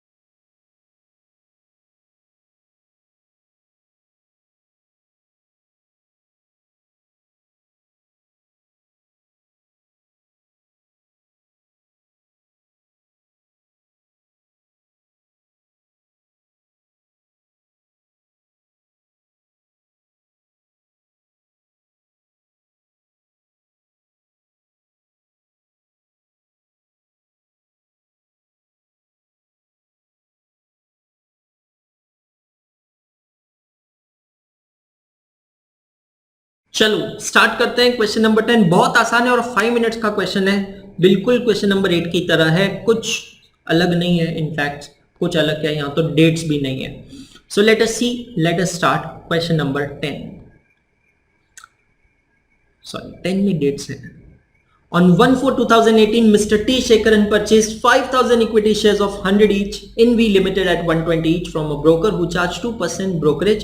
He incurred 50 paise per rupees 100 as cost of share transfer stamp. Exactly same question हमने देखा है last, same adjustment देखा है last question में. Come to the debit side of this investment account. Write down 1/4/2018, that means financial year 18-19 to bank account. Number of shares purchased is 5,000. अब दोस्तों इसका working note मुझे नहीं लगता आपको लिखने की जरूरत है, बट टेक्स्ट बुक में आप चाहो तो लिख सकते हो। 5,000 शेयर्स आपने परचेस किए 120 में, मतलब उसकी बेसिक कॉस्ट है 6 लाख रुपीस, राइट। और उस पे आपको 2% ब्रोकरेज ऐड करना है जो कि होगा 12,000 rupees, and stamp duty is 0.5% again, तो 6 लाख का 0.5% होगा 3,000. So the total cost will come to 6,15,000 rupees. Total cost is 6,15,000 rupees. So हम आते हैं हमारे इन्वेस्टमेंट अकाउंट के डेबिट में, लिखते हैं 6,15,000. सो 5,000 इक्विटी शेयर्स की कॉस्ट है 6,15,000. Same adjustment as question number 8 what we did, correct. आपसे क्या कहा है उसके बाद, on 31st January 2019, bonus shares were declared in the ratio of 1:2. Okay, so 31st January 2019 को बोनस शेयर डिक्लेयर हो रहा है in the ratio of 1:2. 5,000 shares हमारे पास है तो हमें मिलेंगे 2,500 bonus shares. What is how the bonus shares are accounted in the books of investor? They are just added in the quantity column without any corresponding values. Amount column absolutely dash. Okay, तो अब हमारे पास हो गए 7,500 shares. And before and after the record date, the shares were quoted at 175 and rupees 90 respectively. I think same amount थे in the previous question also. On 31st March 2019, Mr. T. Shekaran sold the bonus shares to a broker who charged 2% brokerage. Okay, तो 2,500 shares बेच दिए हैं, तो come to credit side, write down by bank account. By bank account 2,500 shares are sold. अब आपको फिर से value नहीं दिए तो rate after bonus is 90 rupees, तो 2,500 shares into 90 rupees, gross consideration is 2,25,000 minus 2% brokerage, that becomes 220,500. that will be the amount of consideration. और अब हम इस पे फिर से निकालेंगे दोस्तों प्रॉफिट या लॉस. तो प्रॉफिट और लॉस कैसे निकालेंगे, तो net cell proceeds 2,20,500 less average cost. क्या सिखाया था मैंने आपको कि शेयर्स के केस में हम हमेशा एवरेज कॉस्ट लेते हैं, मतलब ये जो 6,15,000 कॉस्ट है ना, इसको हम डिवाइड करेंगे 7,500 शेयर से और मल्टीप्लाई करेंगे 2,500 शेयर से, तो हमें पता चलेगा कि 15,500 रुपीस का प्रॉफिट हो रहा है. यहां पे there's gain of 15,500 rupees. तो बिल्कुल एग्जैक्टली क्वेश्चन नंबर 8 की तरह ये क्वेश्चन.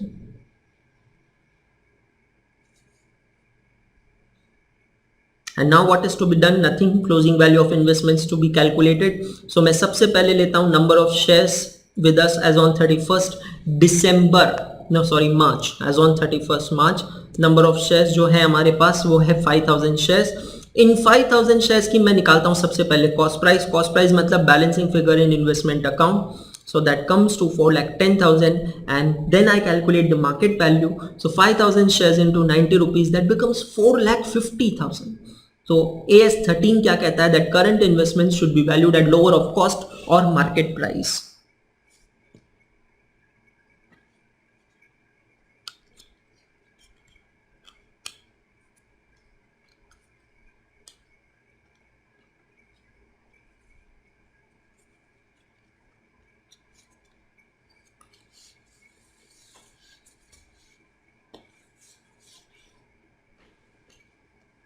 So आप यहां पे देख सकते हैं कि इन्वेस्टमेंट्स का वैल्यूएशन हम लोअर ऑफ कॉस्ट प्राइस और मार्केट प्राइस पे करेंगे, that is 4,10,000.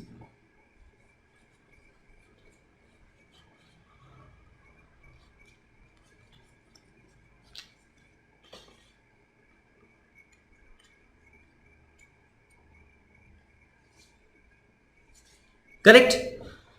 So easy question था, बिल्कुल सेम क्वेश्चन था क्वेश्चन नंबर 8 की तरह। हम आते हैं हमारे टेक्स्ट बुक में। Please write down the page number of your register where you have solve this question in your textbook. Half of page के सॉल्यूशंस है, कुछ ज्यादा नहीं है। हम आते हैं इंटरनल इंडेक्स में। क्वेश्चन नंबर 10 की हम बात कर रहे हैं। 10 is again on equity shares. Year ending date है 31 मार्च।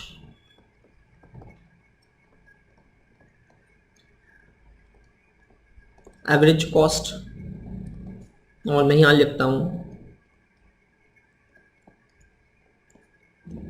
सिमिलर टू क्वेश्चन नंबर 8, ताकि मैं यहां पे ही उसे टिक मार्क कर सकूं।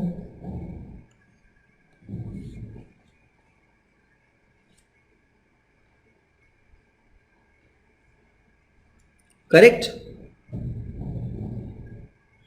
आई होप सबको समझ में आ रहा है। क्लियर। और आज का लेक्चर कंक्लूड करने से पहले आज के लेक्चर का लास्ट क्वेश्चन देखते हैं, समझते हैं। क्विकली रजिस्टर्स में आइए और फॉर्मेट बनाइए।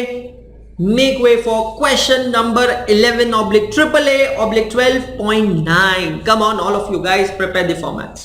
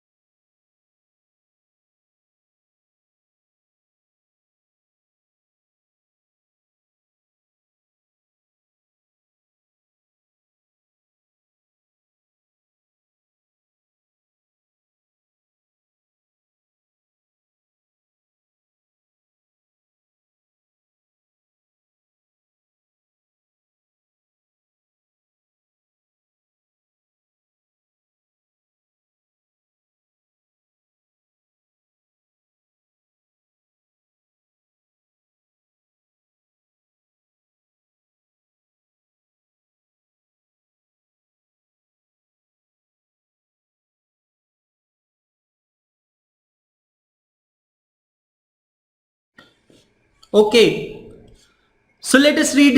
Let us start question number 11. I hope you are enjoying this topic. I hope you are understanding this topic, correct? So on 1st April 2019, Rajat has 50,000 equity shares of P Limited at a book value of rupees 15 per share. Nominal value is rupees 10. So Rajat has already have, that means it's the opening investment. So come to your investment accounts. Let's first write the financial year as 2019-20. April 1 to balance brought down 50,000 shares, and they were purchased at rupees 15. So 50,000 into 15, opening value will be 7,50,000.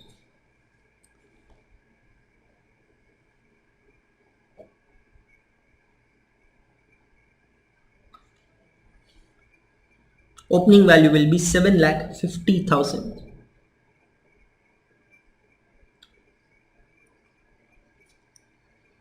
Now, on 20th June, he purchased another 10,000 shares at rupees 16 per share.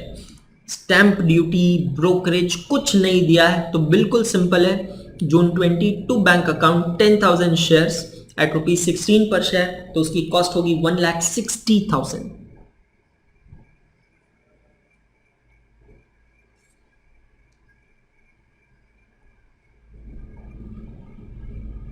$1,60,000.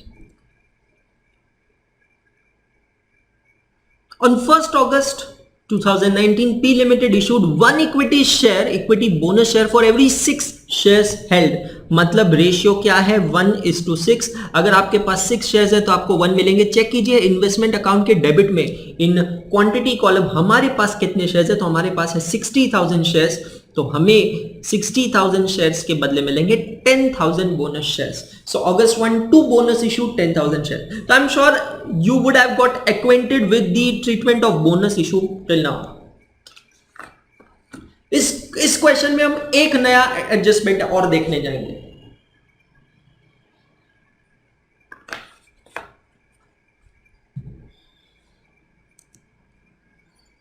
On 31st October 2019, ध्यान से सुनिएगा, समझिएगा.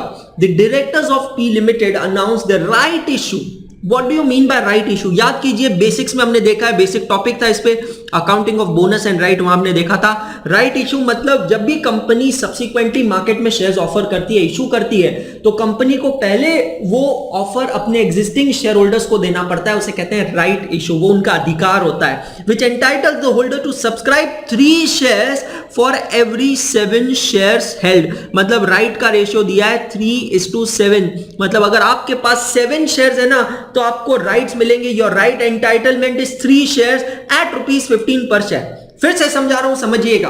Right issue का मतलब क्या है कि अगर आपके पास कंपनी के एग्जिस्टिंग आप शेयर होल्डर है और आपके पास कंपनी के 7 शेयर्स है, तो हम आपको अधिकार देते हैं 3 शेयर्स खरीदने का एट द रेट ऑफ ₹15 पर शेयर. राइट और बोनस में बेसिक डिफरेंस ये होता है कि बोनस तो बिल्कुल फ्री ऑफ कॉस्ट होता है, राइट फ्री ऑफ कॉस्ट नहीं होता है. राइट शेयर्स आपको एक्सरसाइज करना पड़ता है. मतलब जो राइट्स होते हैं, राइट के केस में दोस्तों 3 प्रोबेबिलिटी होती है. Number 1, rights can either B exercised. Exercise करना मतलब कंपनी ने आपसे कहा है कि अगर आपके पास 7 शेयर्स है तो आप उसके बदले 3 शेयर्स खरीद सकते हैं. मतलब ये 3 शेयर आपको परचेज करना पड़ेगा और परचेज करने के लिए आपको पैसा पे करना पड़ेगा एट द रेट ऑफ ₹15 पर इक्विटी शेयर. उसे कहते हैं राइट एक्सरसाइज करना. दूसरी चीज जो आप कर सकते हैं उसको कहते हैं राइट को रिनाउंस करना. रिनाउंस करना मतलब ट्रांसफर करना. आप नहीं खरीद सकते ये शेयर क्योंकि आपके पास पैसा नहीं है, पर आप चाहें तो किसी फ्रेंड को ये राइट्स ट्रांसफर कर सकते हैं जो आपको इसके बदले पैसा देगा, तो आपकी इनकम होगी. और तीसरा, आप कुछ नहीं करते हैं तो आपके राइट लैप्स हो जाते हैं. लैप्स हो जाते हैं मतलब एक्सपायर हो जाते हैं. करेक्ट. तो ये 3 प्रोबेबिलिटीज हो सकती है. यहां पे क्वेश्चन में कहा गया है that the ratio is 3:7 and the if you have to exercise the right you have to pay ₹15. ये जो ₹15 होता है ना दोस्तों, इसको कहा जाता है exercise price. The price at which rights are to be exercised is known as exercise price. Shareholders can transfer their rights in full or in part. तो यहां पे कंपनी ने क्या किया है, कंपनी की पूरी पॉलिसी दे दी है with regards to right shares. रज्जत मतलब हम इन्वेस्टर की बात हो रही है, sold 1/3 of the entitlement to Umang for a consideration of 2 per share. समझना. अब यहां पे देखना है हमें कि राइट्स एंटाइटल कितने हैं. 3:7 रेशियो है. चेक करते हैं हमारे पास एग्जिस्टिंग नंबर ऑफ शेयर्स कितने हैं. तो 50,000 + 10, 60,000 + 10, 70,000 शेयर्स हमारे पास है. तो 3:7 रेशियो के हिसाब से हमारा राइट एंटाइटलमेंट होता है 3,000 शेयर्स. करेक्ट. आपसे कहा है कि 1/3 of the rights are sold मतलब रिनाउंशिएटेड टू उमंग. तो 3,000 का 1/3 होता है 1,000 rights are renounced to Umang at the rate of ₹2. मतलब मैंने उमंग से 2000 रुपीज लिए और उसको 3000 में से 1000 राइट्स दे दिए और उमंग को कहा कि जा मेरी जगह तू ये शेयर्स खरीद ले। समझ में आ रहा है? सवाल ये उठता है कि जो 2000 रुपीज हमें मिले हैं उमंग से, इसका हम क्या करते हैं? इन्वेस्टर के बुक में इसकी अकाउंटिंग एंट्री क्या होती है? इन्वेस्टर के बुक में इसकी अकाउंटिंग एंट्री होती है bank account debit to P&L account credit. 2000 rupees 2000 rupees, yes. Renunciation proceeds received या amount received on transfer or sale of rights is credited to P&L account। अभी ये मत लिखिए, मैंने क्वेश्चन के अंदर ऑलरेडी नोट लिखा है, आपसे लिखवाता हूं बाद में। Okay. And subscribe the rest on 5th of November, और बाकी के राइट्स आपने सब्सक्राइब किए मतलब एक्सरसाइज किए। तो 3000 में से 1000 आपने सेल कर दिए, तो बाकी बचे कितने? 2000 राइट्स बचे, और इसको एक्सरसाइज करने के लिए आपको 15 रुपीज देना पड़ेगा। मतलब you would have paid how much? 30,000 rupees to exercise these rights. Exercising rights means nothing. It's as good as buying new shares. So come to your investment account debit side. Number of equity shares 20,000. Amount is 3 lakh. To bank account. To bank account. So variable income securities में हम कुछ adjustment देखने जाएंगे, जिसकी हम एक checklist बनाएंगे अगले लेक्चर में। बट आज के इस लेक्चर में समझ लीजिए, एक बोनस एडजस्टमेंट देखा और दूसरा हम देख रहे हैं राइट का adjustment. Rights can be exercise, can be renounce. If rights are renounce, the renunciation proceeds are transferred to P&L account and not investment account. Correct? पहले क्वेश्चन कंप्लीट करते हैं, फिर ये नोट के बारे में मैं आपको बताता हूं। चलिए, ये हो गया। You are required to prepare investment account, that's all. कोई सेल्स नहीं है, कुछ नहीं है, क्वेश्चन यहां पे खत्म हो जाता है। मतलब हम सिंपली लेते हैं total of the amount column as well as number of shares column on debit side and we write down closing balance on credit side. Value of shares यहां पे दिया नहीं है कि आफ्टर राइट शेयर्स के value क्या है। So जो भी कॉस्ट प्राइस है that will be assumed to be the lowest and then we will proceed ahead. So जो राइट का मैंने आपको एडजस्टमेंट बताया, उसके ऊपर नीचे देखिए मैंने यहां पे एक नोट लिखा है। If rights are renunciated then the sale proceeds are to be credited to P&L account and not investment account, except, एक ही एक्सेप्शन है इसका, except when the shares are purchased on come right basis. ये जो note मैंने आपको दिया है, this note is borrowed from ICAI study material page number 9.8। ICAI study material page number 9.8।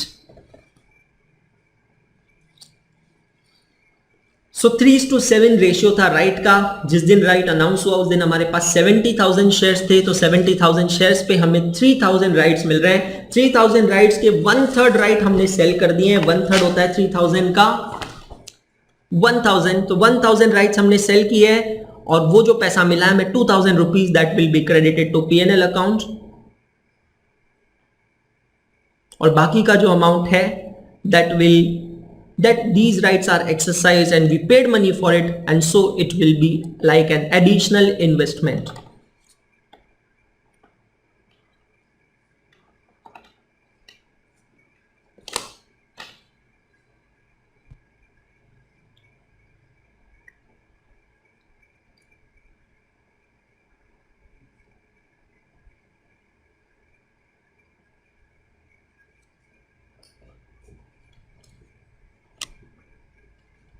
ये नोट अच्छे से लिखिएगा, बहुत इंपॉर्टेंट है।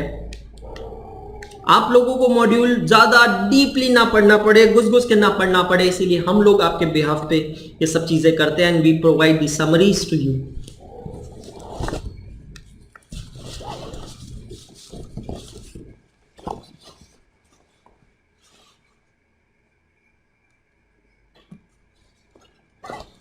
ओके, सो आज का लेक्चर करते हैं कंक्लूड दोस्तों। यहां पे please don't forget to write the page number of your register over here. Question number 11, जिस पेज पे आपने क्वेश्चन को सॉल्व किया अपने रजिस्टर पे, उसका क्रॉस रेफरेंसिंग याद दीजिए and quickly come to your internal index of this particular topic. Question number 11 में हमारे हैं फिर से टाइप ऑफ सिक्योरिटी क्या है। यहां पे इक्विटी शेयर है, ईयर एंडिंग डेट है 31 मार्च, एवरेज कॉस्ट है। क्या क्या देखा है हमने इस क्वेश्चन में, मतलब इनफैक्ट आप चाहें तो इस क्वेश्चन के बाद 8 नंबर को टिक मार्क करके 11 को स्टार मार्क किया जा सकता है। यहां पे हमने देखा है adjustment of bonus and right issue, correct. 8 number में स्टैम्प ड्यूटी वगैरह था। इट्स योर चॉइस, किसे आप टिक मार्क करना चाहते हैं, किसे आप स्टार मार्क करना चाहते हैं। मैं ये पूरी तरह आप पे छोड़ता हूं, मैं सिर्फ आपको सजेशंस दे रहा हूं, हेल्प कर रहा हूं। चलिए लेक्चर को मैं समराइज करता हूं, यहां पे सम अप करता हूं। तो हम हैं अभी चैप्टर नंबर 12 के लेक्चर नंबर 3 में। आज हमने क्या क्या किया है class work. So we started with question number 4, with in question number 5 fix income के ये 2 क्वेश्चंस देखने के बाद 8 नंबर, 10 नंबर और 11 नंबर हमने किया है। आपका होमवर्क क्वेश्चन जो है आज का वो है 2, question number 6 that's on fix income security and question number 9 that's on variable income security. Question number 6 के बारे में मैंने आपको बताया, यहां पोस्ट भी किया है, it is similar to question number 5।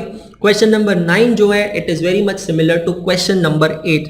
मतलब मैं यहां 9 के कॉलम में अभी ही लिख सकता हूं similar to question 8। Question number 9 is on equity shares. यहां पे कोई डेट्स नहीं दी है, ईयर एंडिंग डेट्स नहीं है और एवरेज कॉस्ट मेथड आपको फॉलो करना है। तो दोस्तों मुझे लगता है आज का लेक्चर भी आपके लिए यूजफुल रहा होगा, सब कुछ आपको समझ में आया होगा। मैं मेरी तरफ से बेस्ट करने की कोशिश कर रहा हूं, इस क्वारंटीन पीरियड को, इस मुश्किल की सिचुएशन को सबसे अच्छे से यूटिलाइज करने की मैं कोशिश कर रहा हूं और मैं यही आपसे उम्मीद करता हूं। दोस्तों ये जो समय है, ये जो सिचुएशन है यार, हम लाइव लेक्चर्स में नहीं मिल पा रहे हैं, लेकिन बहुत कुछ आप पे डिपेंड करता है, बहुत कुछ हम आप पे रिलाय करते हैं। Your self motivation is very very important. मैं फिर से यही कहना चाहूंगा यार, अपनी तरफ से पूरी मेहनत लगा दो। मुझे पता है घर पे बैठ के दिन भर एंटरटेनमेंट के साथ ये सब मैनेज करना डिफिकल्ट होता है, बट अपना बेस्ट देते रहो, कर्म करते रहो, आगे बढ़ते रहो और हम मिलेंगे चैप्टर नंबर 12 के लेक्चर नंबर 4 में।